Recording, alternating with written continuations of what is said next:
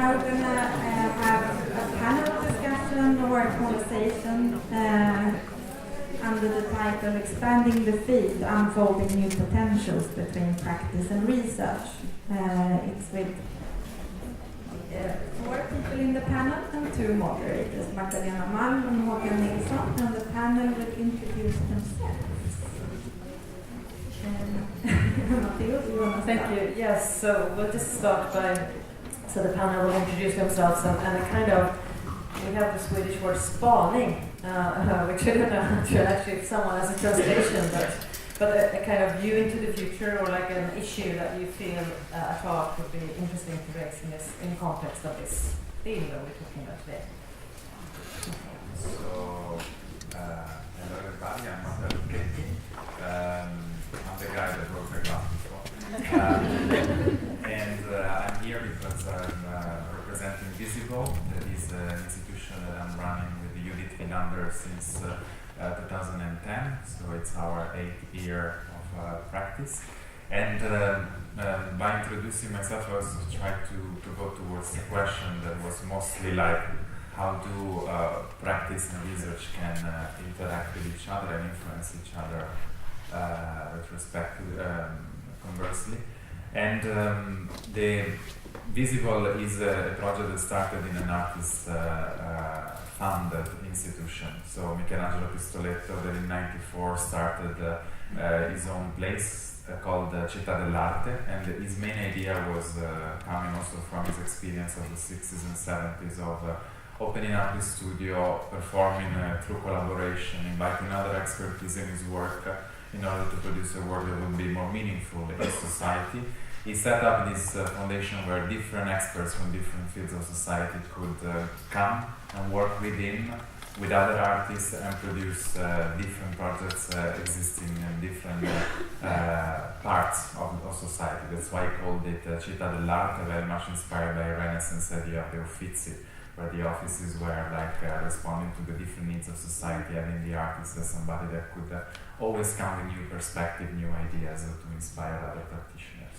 So Visible very much comes from this kind of genealogy. So in some way it's a practice of an artist that transforms itself into research in order to go back then to practice. So it's a very organic understanding of how research and practice can actually coexist rather than coming before and after. Visible specifically has been working on trying to create a platform that perhaps was not existing before, or at least we hope that is adding to a conversation, to a dialogue, to a space, in order to create more connection in between the so-called art world and all the museums, institutions, and the economy that is surrounding the system, and the practitioners that decided to operate in long-term projects, often, of course, in socially engaged ways, and often like not having any material outcome, and therefore being very unable to commit to the usual funding system, and therefore being left out both by the market and by the funding bodies that we all are familiar with. So how could we create a platform where these projects could get to know each other, could learn from each other, could be supported, we could find new ways of funding them. That's why we did a biennial award as a sort of an excuse to have a biennial conversation in the form of a temporary parliament, where the projects could become like the topic of conversation. And these parliaments have taken place in actual parliaments, like the City Council of Liverpool. The next one will be at the Hotel de Ville in Paris, and therefore trying to adopt the idea of an assembly as a format to discuss the contents, the urgencies, the models, the methodologies of these projects, and let them exist in a consultational space, and then in the end deciding where does the money could go, but also being very aware that this opportunity could also be an opportunity to raise other money, other funding, other grants to support the other projects that didn't necessarily make it to the last spot of the winning project. I don't know how much time that I have, but what I'm aiming at, I think, is that our 8 years of practice of Visible has always been a learning experience from the artists that we were working with. So how could we always ask ourselves, how can we learn from the projects we are supporting, researching on? How can our own practice as curators, as directors of this institution, be constantly put into question? And the fact that doing an award, getting to know so many different methodologies and practices, doesn't leave us as we were before. So the fact of engaging in such a process cannot leave me as I was before starting this process. So how to learn, for instance, the urgencies of creating assemblies is then transformed into the idea of the temporary parliament. How the idea of seeing artists struggling, coexisting in the art system and selling objects in order to fund their projects let us think about the system that we are inaugurating next year of creating a system of visible grants where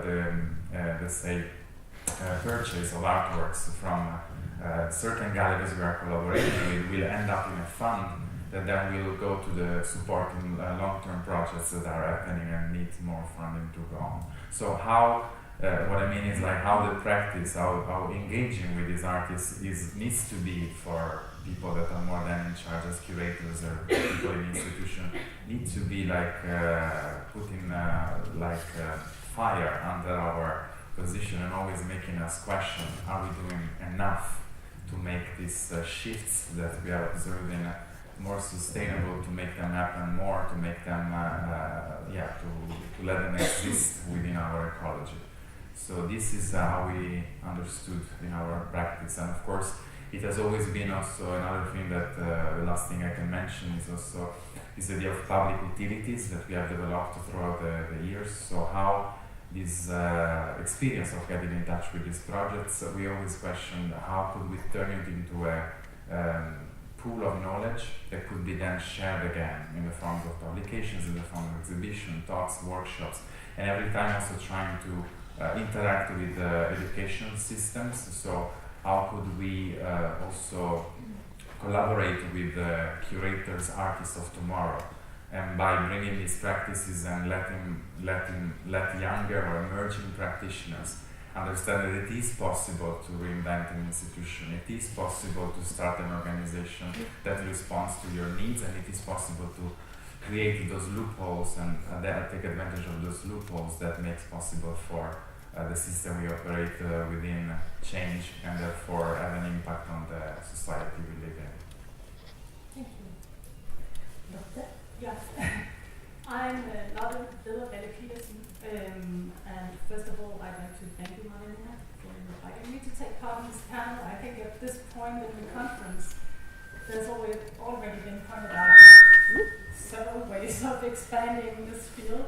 So I hope I can contribute. I'll give it a go, but much has been said already. And before we start the conversation, I will also briefly tell you a little bit about where I'm speaking from. I'm from Denmark, and I'm an art historian. And since 2007, I've been working within the field of cultural politics. Since 2007, I've been working in the agency of Culture and Palaces in Copenhagen, which is a sister organization, or kind of sister organization, to Public Arts Agency here in Sweden. And in 2014, I got a chance to embark on a PhD project that was co-sponsored by the Danish Arts Foundation, the Agency for Culture and Palaces, and also the Department of Art and Cultural Studies at Copenhagen University. And for me, it has been extremely fruitful, this process of going from practice within the cultural policy area into the research field, and then coming back again to this cultural policy organization where I've had a chance to try to implement some of the changes that I found necessary as a result of my research. The topic for my research was the Danish percentage for the arts role, and in Denmark it applies to state buildings only. So I'm one of the less than 10% of researchers that we heard about earlier today that have looked into this particular discipline within this overarching notion of art and public space. And I can only agree with you, what you said this morning, that it is a highly overlooked topic that calls for a lot of research in the future. Actually, in Denmark, I've been the only one since the 1990s who has looked at the discipline as such in Denmark. My PhD was a so-called industrial PhD, and it means that it has to have a use value for the organization that's housing it, in this case the Agency for Culture and Palaces. And my dissertation dealt with three aspects of the Danish state's financed embellishment projects. First of all, I looked at the cultural political arguments for the percentage rule and the current administration of the rule. And then secondly, I looked into the linguistic notion of embellishment and the gradual marginalization of the notion from designating the field of public art as such in the 1950s in Denmark to its marginal position in the discourses on public art in Denmark today. And then finally, I also mapped and looked at the 44 works that have resulted from the percentage rule from 2014 to 2016. I looked at their form and content and tried to find out whether or how the administrative procedures and the linguistic notion of embellishment influence the works that are carried out under the percentage rule. Now, you asked us also to come up with suggestions for challenges that we see could need research in both theory and practice. And there are particularly two challenges that I think needs to be addressed. On one hand, I see a huge gap between our theoretical knowledge of the field since the 1990s and the current practices in the field, broadly speaking. Our workshop yesterday was, to me, a clear example of how we, since Rosalind Deutsch's seminal book Evictions from the late 1990s, on a theoretical level has widened our notion of publicness, public space, etc., but are still struggling to develop models of how to transfer these notions to the actual public spaces that we're working in or with. And another challenge I see is the equally huge gap between the socially engaged and or politically infused interventionist art practices in theory and the, I would say from my research, regressive and traditional-bound embellishment discipline. There is, in other words, an unexplored territory between the interventionist and socially engaged practices of public art and the building-related works that are being made today, and the potential for exploring and creating new models for how these can be fused. And I would like to emphasize that not only in order to change our perception of what embellishment is, but equally important to explore other potentials of inventionist or participatory strategies. Thank you. And Lisa? Yes, can you hear me? Yeah. Good, talking about the gap. That was my research project, Potential Gaps. I'm Lisa Torell, and I will read artists and researchers that are working with, in and about semi-public and public space, through performative praxis and with myself, the place and the audience as a material in itself. First, I would like to thank Public Art Agency in Sweden and KKH for arranging this. I mean, I've been part of really good discussions, and I think the forum is great with some changings. A topic that is in need for maybe not changing so much, but to be looked over and be cared for. And this, I'm starting to get nervous. And this with very soft hands. Could I stand? Of course, you can do whatever you like. Can I stand You somewhere? want the table? Yeah.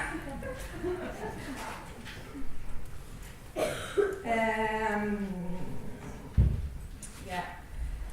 I mean, with a topic that is in need for maybe not changing so much, but to be looked over and cared for, and this with very soft hands. Especially now when we are living in a world that are getting more and more polarized, where the tendency is to separate groups and people by putting them against each other instead of the opposite. I mean, a shared society is much better than a divided. We all should know this by now.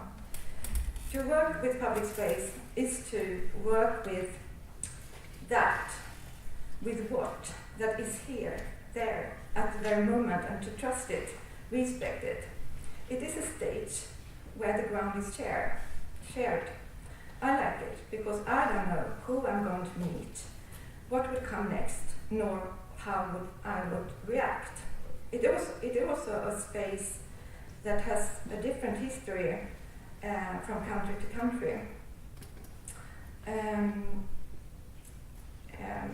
It also shows what I wear, how I act, how I communicate, or I actually how I behave. I communicate or show inclusiveness or exclusiveness. If it's too many of me, someone might feel threatened, even if there is no reason for it. For me, when working with public space, it is important to get or to be aware of the body in the space, the awareness of the fact that one's presence in the place actually does something with it, with the singularity of the space as well as the plurality.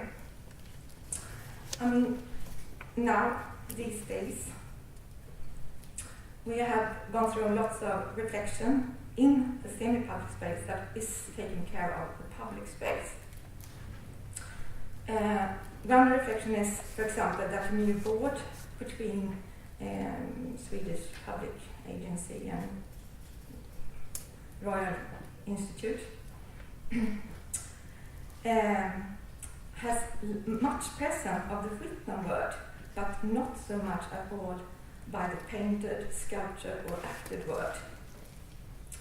And as an artist, I don't know any other artist that splits this, like this is theory and this is practice. It's also, we are not like totally aside academia. We have, most of us have an MFA. It's like 5 years in the academia, so we should. It's not like we are like totally outsiders. And also as an artist, I don't know other artists that dismiss bronze sculptures, permanent presence in the public space, narrative paintings in the subway.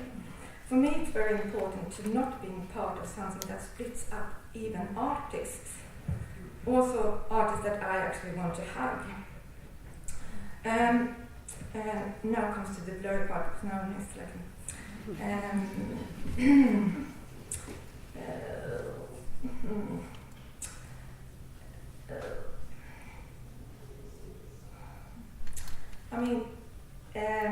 I think that this is a little bit the intention of the Public Art Agency in Sweden to bring us into one person, rather than as one.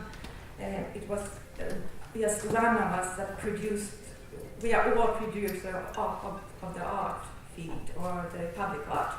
But I think that is also a bit dangerous, because we are not one. We are singularities coming from different backgrounds, different disciplines. We are paid or not paid, we are even paying, and we have different intentions and agendas. I think it's important to remember that when it comes to public space, our differences is our strength, but they must be seen, be treated well, and otherwise it easily could arise a feeling of alienation, and that is very dangerous, because that is what we see now just all over Europe. Very dangerous. So my question, the challenge is to bring in, all of us to this question, but also the practitioners, the other academia, into the board.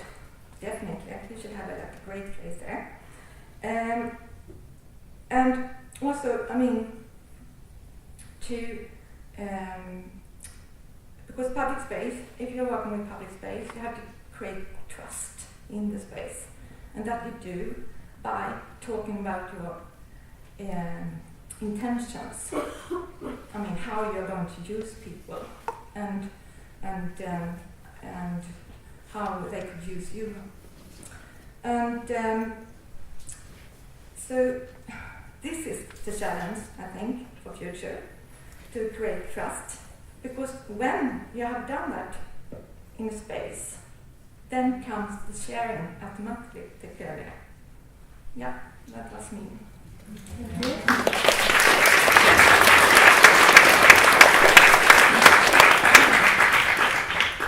Thank you, Lisa. Nazem? Thank you for inviting me. I'm Nazem Tahvilzadeh. I'm a researcher at KTH, Division of Urban and Regional Studies. My research focus is not art. I consider myself an outsider here. I'm not into art discourse, even less public art discourse. So I hear what you say, but I have no measures to understand, the nuances and the weight of some of the things I think you are saying, but I'm really unsure. So, but I was also promised to be allowed to just speak from my perspective, what I do, and how I find this discussion of public art be interesting for how we think about our cities and how we think about change in our cities, right? And that is the big matter of my research, how to imagine ways for social and political change. We have a climate crisis, it's an ongoing climate crisis. We have a crisis in democracy, we have the rise of the white extremist political nationalist movement now taking more and more institutional space and doing nasty things with them. And one of the most important things they do is that they dismantle democratic institutions. We have the increasingly growing problem of inequalities, dividing our cities in different spatial entities with different qualities of life. And all these things, I think, are well established in research, and I think also a lot of artists are thinking about these problems. And the interesting part is that we have a decent state structure, at least in Sweden and a lot of Western countries, that reflect on these issues. It's decent. What's indecent about our state activities is that when they act upon these problems, they make things worse, more or less. And that's not because people working in these policy structures, from my opinion, are undecent people. It's because we need to understand state power and how entangled it is with the conservative aspect of governing society, or the powerful institutions actually governing societies, right? So the state is a troublesome creature, from my opinion. But I think forgetting about the state really gör oss en björntjänst. Really doesn't help us if we are really eager to change society. And so in my daily research I engaged with both state and civil society actors, activists and others who try to change society in different ways from a social justice point of view. And I try to analyze these activities and try to understand how can we progress things. So I would see myself as a revolutionary, but at my desk I'm a progressive reformist, right? Progressive, small steps, baby steps. Public art. So we need to think about art. I think not you guys, but people dealing with politics, seeing art as mostly aesthetics or beautiful things, creating good feelings among people. We need to see art as a political, explicitly political activity.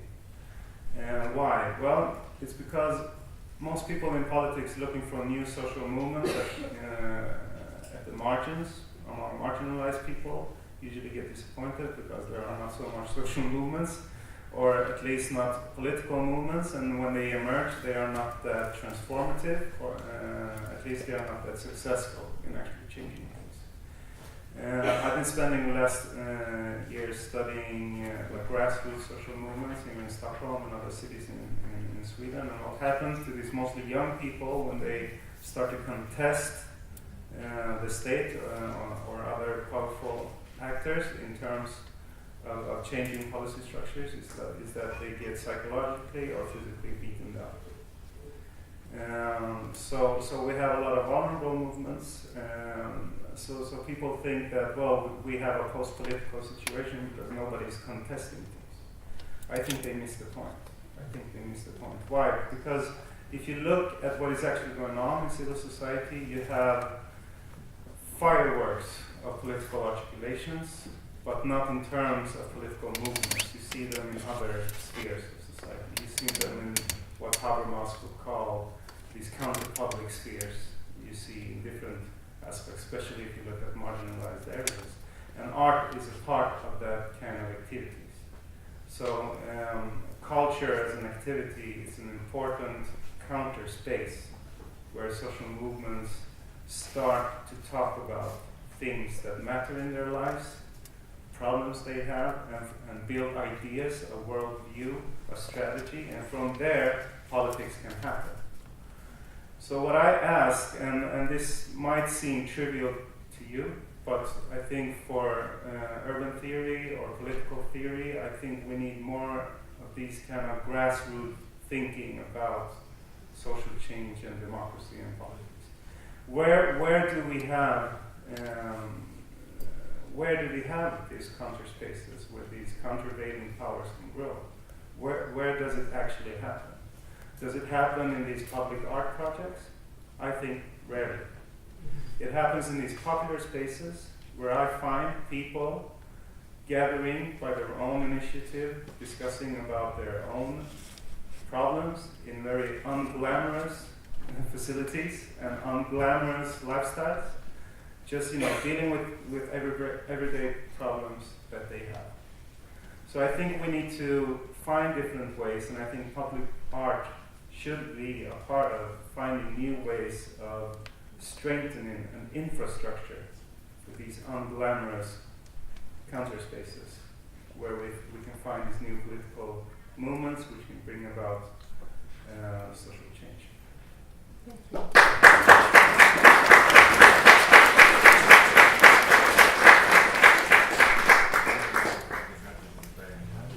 I was just going to say, Matteo, because you Visible explicitly works with practices that are socially engaged, so maybe you would like to comment on. I subscribe on everything you said. I just think that there's a lot of art that is occupying very glamorous spots, and that's the kind of practices we should be talking about. Yeah.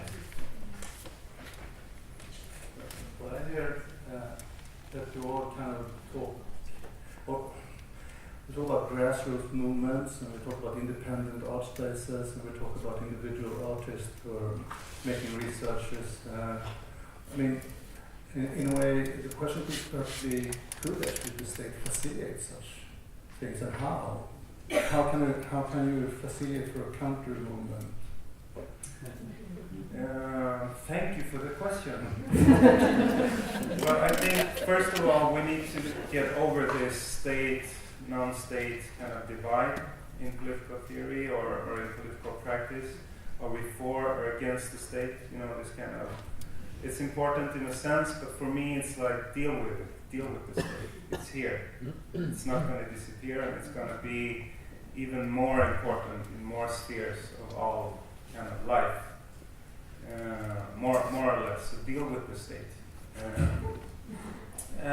But don't forget about non-state activities, of course. I think what the state does in public art, I think it extends the professional aspect of it. But what I like to say is that, professionalism is good, it's to sharpening the art or the activity, but the basis of all these things is the unglamorous amateur. Mm-hmm. So the basis of democracy is the unglamorous amateur, going to a movement with other people creating this mass movement and starts to change things for real. It starts with the amateur. A person that doesn't know anything about the activity but wants to learn about it and does it with this kind of pleasure of doing what you love, as Andy Merrifield, the urban scholar, talks about in his book, The Amateur. I think we have to appreciate that aspect of what the state can enforce the amateur. Through organizations like Visible or through organizations like Public Art? Sorry, I don't know so much about Visible. Well, the thing is, it's not about Visible Public Art Agency. I think we are, I totally get what you mean, but I think we are a bit forward on this. I think definitely artists we are looking at and the practices we are supporting, they definitely don't pose themselves questions of antagonism between being in the state or outside of the state. They operate within the state, they operate with all the structures they know, with all the resources they can allocate to the projects. And they also, like, we're talking about practices that, because of their professionalism, they can empower that will to be amateur, in the sense to dedicate your time, will, and competencies to a project. So I think it's the combination of the professionalism that an artist can bring with all the knowledge about, for instance, what we are looking at, for instance, from a more art perspective, is like artists that, because of institutional critique, they developed such a knowledge about how to operate within institutions and how to change institutions from within, that they can use those knowledge, those techniques, those skills within like non-art related institutions, and that can make things happen. We're talking about, we're getting more practical. We are here in Stockholm. We've been supporting with Visible a project called Silent University, that of course was operating within an art institution, the Tensta Konsthall, but it was happening every single Monday with people from Tensta that wanted to share and to be part of courses, be part of lectures. And the figure of the artist in that case is more of the one of the initiator, but then there are people that are committing, Fallen specifically, that are committing on coordinating that project on a daily basis. This is not saying that the artists need to be necessarily just initiator, but it's just saying that the artists can play different roles. And it's important that, I understand the point on amateurism, but I also value a lot of the professionalism that can bring new perspectives and also be able to organize the grassroots initiatives. That's a combination of the two that I think is very important. I think many people here mentioned structures, and I think you also looked at how do you transform. You also used the word transformation, and I think that we see artists when we have maybe previously seen, or it's different kinds of expression, the artist as kind of opposing or protesting, and then now we see them infiltrating and using methodologies and infiltrating them. And Lotte, I was curious to hear, because you looked at the structures, have you actually kind of come, is it more like the formal structures of permanent works, or have you also considered the structures and how they can kind of inform works like the practice that Visible, for instance, is supporting? Of the 44 works that was realized in the period that I studied, there were only 2 projects that had, one had a limited time span of 5 years, and that was only because of the electronic media, and there was one work that was based on a collaboration with the users on the spot. But otherwise, it's like they don't consider the framework of those embellishment projects to be flexible enough for them to infiltrate or do something. And my conclusion in this analysis, which I think in Denmark is quite controversial, is that it is not because of the funding structures or the sort of formal setup, but it's because of the user democracy in Denmark that is very outspoken.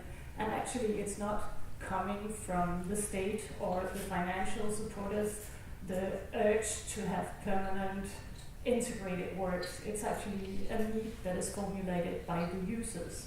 So it's kind of... Can I ask a question? Yeah. Just like Trampoline House in Copenhagen, be funded by the percent program could they access that? And for those who don't know, Trampoline House is this project that is has been creating for long years a support for migrants, asylum seekers and refugees, integrating them with the local citizens of the neighborhood and creating like empowering structure to let them access society and also impacting on politics on how migrants and refugees were treated and considered. I think it's the way we should work to make that possible. For now, it wouldn't be possible because you only implement the percentage rule in Denmark when you're building new buildings that has a high budget, and conventionally you don't see temporary projects or temporary interventions as part of this package of integrating RD buildings. And also just to think that they're not calling them embellishment projects, they're calling them integrated works. But what about interventionist works? That's a word that is totally unheard of in every communication surrounding the percentage rule. So it would be extremely interesting to have those kind of interventions and also see those kind of infiltrations of institutions taking place. But I think if we then talk about like what is the relationship between research and practice, so there is a very strong practice here, and you've been researching it and you've been noticing this. Is there a way that your research can actually shift those ways of practicing? I'm hoping to, and I'm working on it, but it's difficult because it's not just the bureaucratic procedures that have to change. It's really also the public perception of what embellishment can be. So even if we're trying to do it, it takes very progressive institutions to take the risk of doing it. But I normally see a trend that the universities building are more open to experiments than other kinds of public or state developers. So I think there is a chance, but it's a long stretch. Lisa, I was curious to hear, because I mean, as an artist you have a practice and then now you've done this research. Could you describe a little bit like what's the relationship between your practice and the research, and how do you think about those two? As an artist, I'm making, as all artists do, research through the art. It's not like twisted. It is twisted. It's not splitted. And I mean, as you think through your art, that is how I got my knowledge as a human, through my art. It's how I develop my thoughts to try them out within different combinations of images or furniture or whatever. Other people do it through writing. So I would not split it, and I would not either say that I have been working so much differently before I got the research. I mean, research is a political thing. I mean, it came with the field totally changes with Bologna. Before that, it was more or less no artist research. Suddenly everything had this word research, even though we did research before. I mean, also as an artist, you got a professor because you had a researching process. So I can't. It's an old language. Like I got a new language and new functions in a way, but it is not. I would ever split it. What I'm doing and have done is research. Yes, throughout. But I also find it interesting, just to go back to what you were saying, Lotte, about how artists are also inventing ways to, not necessarily if the laws are still those laws, if the bureaucracy still operates through that structure. Like for instance, speaking with Tone, one of the two artists that started the Trampoline House, she was telling me how she was creating a museum called Camp, a contemporary art for migrants in politics, I think, if I'm not mistaken.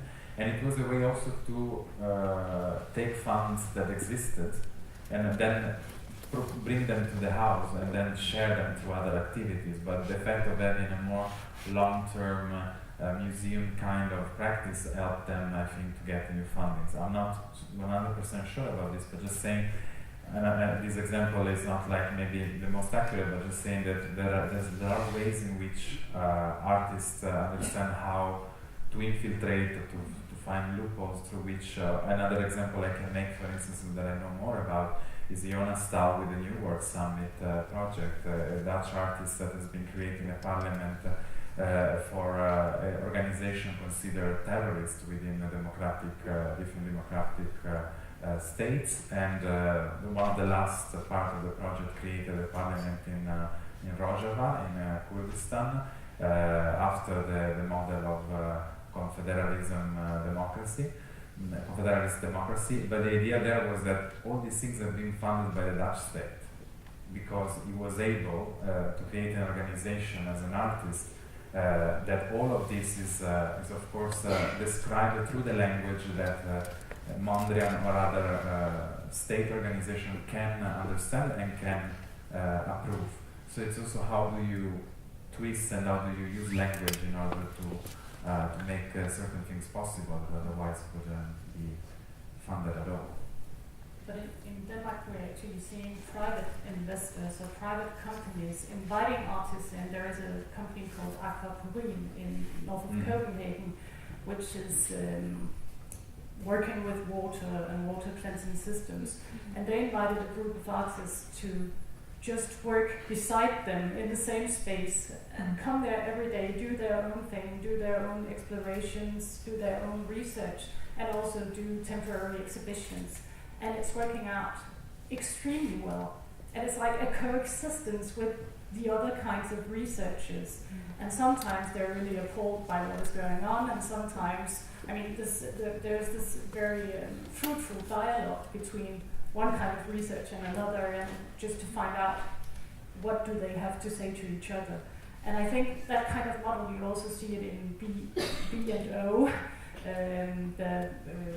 the company that makes all kinds of electronics, loudspeakers, all of that. They've also invited artists in to work side by side with them, developing their own projects, but in the same production space.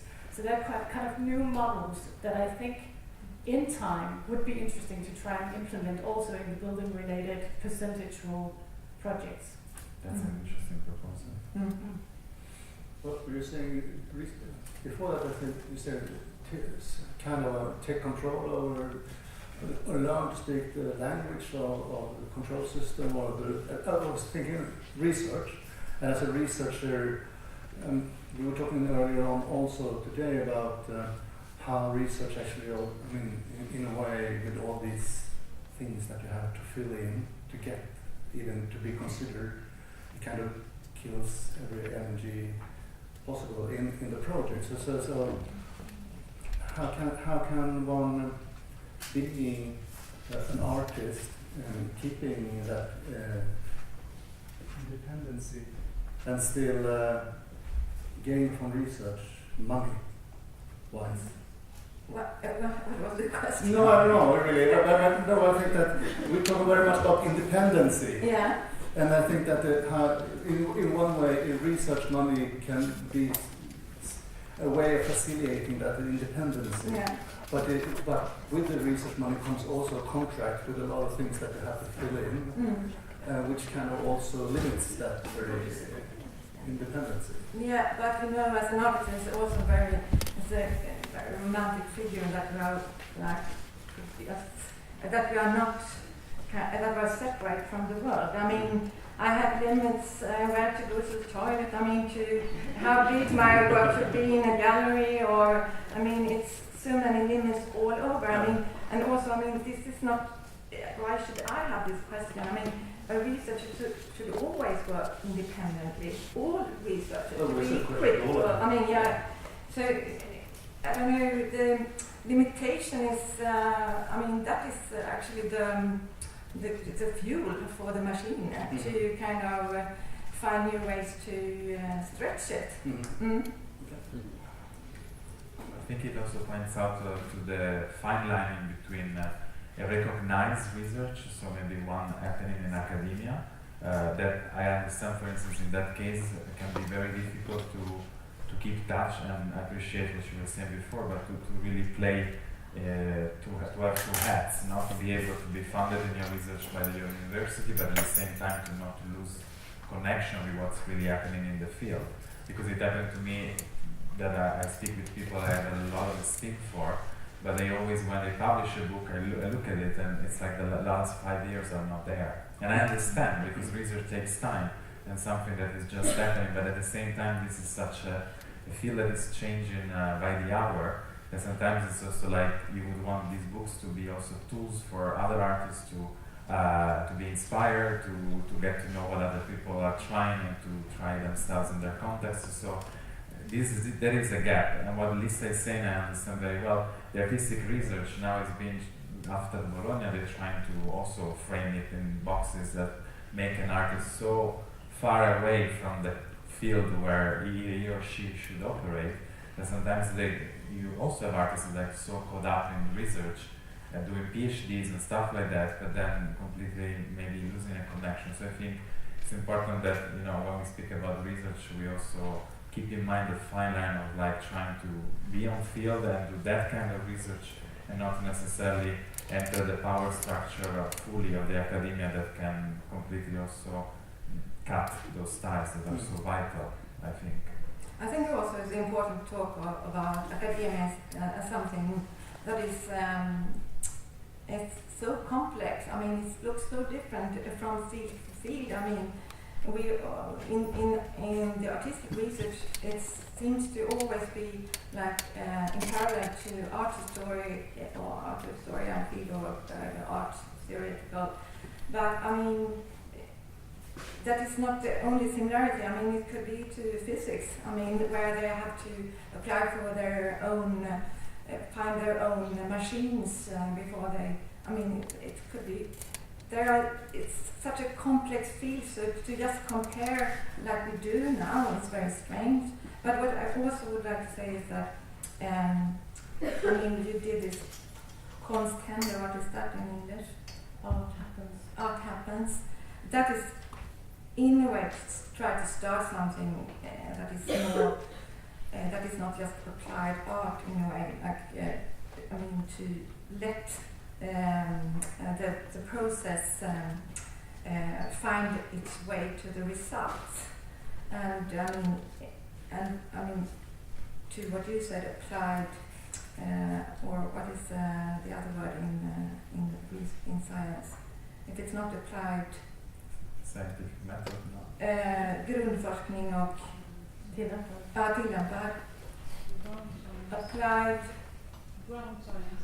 And ground science, yeah. I mean, artistic research is, you could say, ground science, but what we are doing as professional artists, maybe 80% of our life is to apply for a project that is very close to applied science, because you're applying with a certain project to get this amount of money to do it. So we have both part in us all the time. I sometimes think there's a constant pressure of negotiation and maneuvering things. If you're I used to be running an independent institution and a state institution. There are different challenges, but they're always there. Yeah. You just have to use different muscles.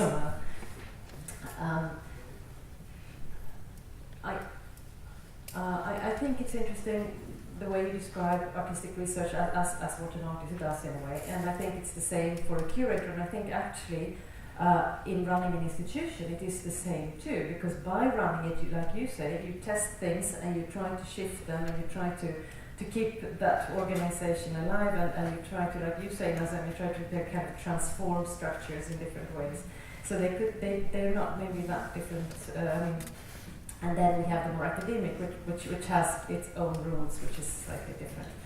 But I think that's why it's a little bit hard, because when we work with artworks and we work with curatorial methods and with organizational structures, that is in itself a kind of, at least development, if you think of research and development, in a kind of more concrete sense. And then we have the strictly academic research, which then becomes something different. I was speaking recently with the urbanists, this Lithuanian collective that started their practice very much in a socially engaged way, doing protest lab in Vilnius against gentrification. And now they are teachers at the MIT in Boston. And it's interesting because they said we feel like not only them but other artists working there, they feel like they are smugglers, like trying to use the resources that are allocated for, of course, big scientific research, and trying to pursue their own activist practice by also operating within a very big machine that also has a lot of resources that they can redirect in ways that. So again, their professionalization as artists has also made possible for them to be in the position to reallocate resources in a more grassroots way. So that I find also very interesting of the artistic practice as an actor that can really smuggle, things, resources, strategies, methodologies from one field to the next. And talking about smuggling, we'll see if we can smuggle in some questions from the audience in this discussion. I have a question for since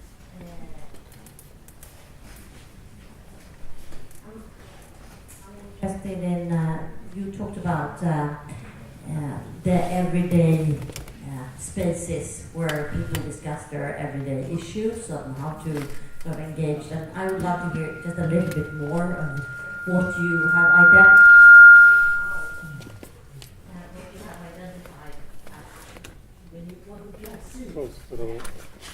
What do you see from your perspective? What artistic practices can engage in there? I was a bit provoked when the cultural minister said that we're going to do this project about redistributing art in a way to places where there is less art.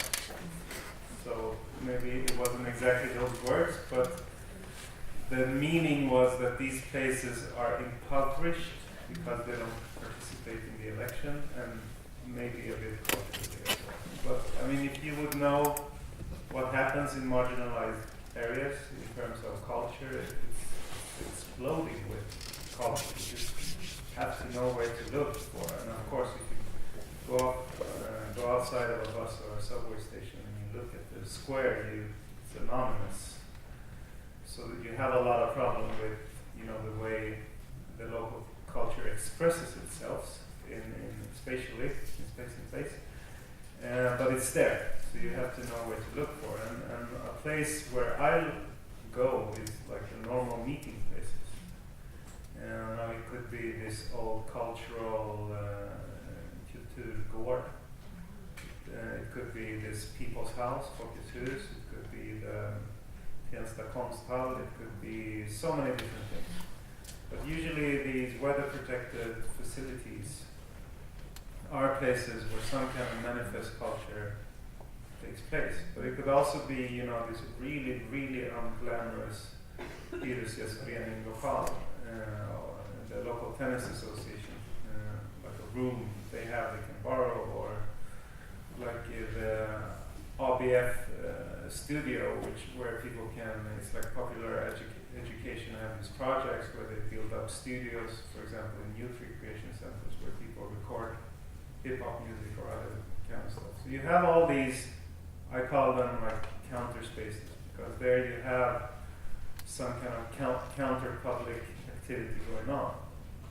So when sending like these really renowned international artists to an area like that, hopefully it's part of the artist's research equipment to kind of dig it out, but it's hard activities because it takes time and people just don't open up like that. And people say different things and you have to know how to interpret, because it's a lot culturally embedded in how people talk about these things.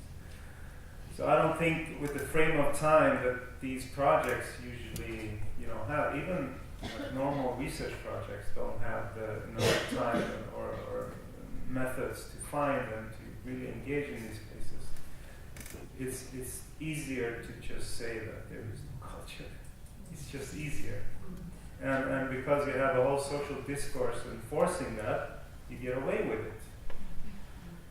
But the problem is that there is a local culture, and now when the state promotes things, maybe it doesn't really promote things that could democratize the city. And with that I mean would empower these activities so that they could be scaled up to something that could politically change things progressively. I have to comment on that because Please. you're talking about something that for some of us could be very strange. But for some of us, the producers, the artists that is here in the room, this is our commonplace. All places that you mention now is the places that we are working with. Being at, that is the public space. So it's not, and that is why I think it's so important that the artists are within these boards and so, because we are not talking about the public space, we are working within and about all these the common houses or fritidsgårdar or streets and subways or wherever, the suburban forest question, that is where we normally have our whole practice. My experience tells me different, but going back to the issue of research, has this been researched on? What do we know in terms of the effects of these kind of projects? I think your presentation earlier about the field was interesting, where you could read in like, okay, maybe this field has examined this more. I would say perhaps the artists have that self-identity, but maybe nothing real. Yeah, you could say so. That could also be something a challenge for you to break up, to work with, because that's not true. Or it's maybe sometimes true, sometimes but not true, to be more. That's but going to be my I advice. don't at all. I'm not. We had another question, and then we're actually going to have a surprise for you about in terms of structure. Very exciting. Yeah, my name is Clara Torell, and I'm an artist, and I made a life plan in Stockholm, and also for Globen here in south in Stockholm. When you are here in the night, you can see the colors, and the project is people is beautiful as colors. Everyone is necessary for good planet Earth. Also, the light in the Sergels Torg, the middle of the town. You can see the strong colors in the glass sculpture of Örström and the walls in the wintertime. And also the green plan is, I have collected the resources to the green trees here in Kingstree Garden in the middle and the cherry blooming trees in the spring. And what I want to comment is that when it comes to artists, we are all, when we are young, standing in the academies, we are also trying, we need spaces to test our wings, as you, Lisa, say. And also we need more spaces in the suburbs to test new ways and collect all new ideas from the young graffiti guys, girls, and to the new visions for a good future. So when I think of the future, I think we should have much more resources from the road building and the old structures with architecture. We have so much money when we build a road, but we have so little money to fight for every single little art piece in the town, and so much quarrel for each art piece in the town, and so much peace to win with good art in the town. This year, this cherry blooming trees has led to a lot of discussions of peace. And we have organized this discussion between Donald Trump and Kim Jong-un this winter to make cherry blooming, peaceful, colorful talks. this is one project that has gone quite far, and you have seen it in the press. Thank you. So, who's going to present how we're actually going to end this here, but we're not kind of totally ending it. We're transforming it into something else as we transform. Sorry. No, sorry, I'm sorry. Just have one last comment, sorry. It's a question, if it's okay, because I don't understand what you said with counter activities. You mentioned a couple of spaces which seemed quite conventional, offered at one stage in time by the state or the community, the commune or something. And you said that the activities going on, isn't that more a sign of that our democracy functioning well? What did you mean with counter spaces? Because I mean these are conventional places, open for different activities. That's exactly where a democracy should be. Or is it the activity which is going on, which is... I simply didn't understand what you mean by counter spaces in such conventional places. Maybe you can elaborate. Sorry, it's maybe a premature argument. I tried to say it in really short time. But I think we have to appreciate art as an activity that goes on everywhere, not only in these state organizations. Maybe we refer to when we say public art, we mean Konstrådets art project, or educated artists from here doing art. I'm talking about cultural activities beyond all these places going on in civil society. And I want to see a public art politics that empowers these kind of everyday activities. And if you have a problem finding it, one place to find it is in these meeting spots, these social popular places that work as counter spaces for oppressed groups where they can gather, they can deliberate, and they can form their agenda and fight back. Yeah. And that's not conventional, because if you talk to them, they fight for their life all the time. You're talking about the activity, not the space, right? Both. They fight for these spaces. Right, That's what they do. Annika. So, thank you for this beginning, and we're actually going to make a change here. You have to explain it before we can.